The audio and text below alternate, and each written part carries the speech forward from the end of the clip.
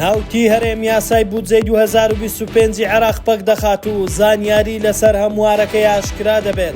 شەڕ لە پردی قەرەقۆزاخ بەردەوامە و پشتگیری گەورەی نێودەوڵەتیش بۆ کوڕ ڕاگەیەندرا.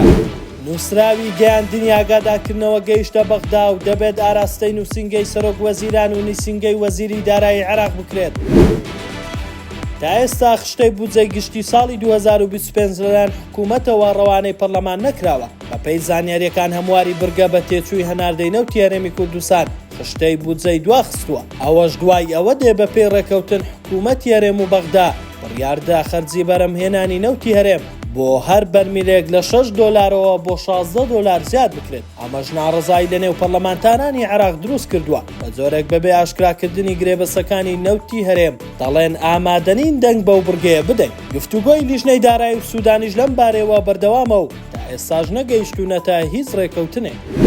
ناوەندی ڕاگەیاندنی هێزەکانی سووریای دیموکرات دیمەنی تێکشکاندنی ژمارەیەک ئۆتۆمبیل و تانک و زرێپۆشی گروپە چەکدارەکانی سووریای لەلایەن شەروانانی یەکەی شەید هاڕوونەوە بڵاو کردەوە لە بەرەکانی شەڕی پردی قەرەقۆزاخ و نزیک بەنداوی تشرین. ناوەندی ڕاگەیاندنی هەسەدەڕاشی گەیان هەموو هێرشەکان لە ڕێی درۆنی جۆری بروسک ئەنجام درراوە کە دروستکردنی ڕۆژئاواییە.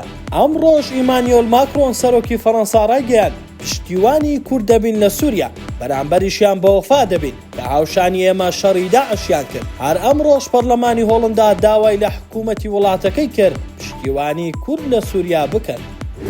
دوای ئەوەی دکتۆر ڕەعەد ڕەفعەت سەرۆکی تیمی سکاڵاکاری دەستگای ستاندەرد لە دادگای فیدراڵی نووسراوی ئاگادارکردنەوەی لە دادنووس بۆ هەریەک لە سەرۆکی حکوومەتی هەرێم و سەرۆکی حکوومەتی عێراق و هەردوو وەزیری دارایی کردووە.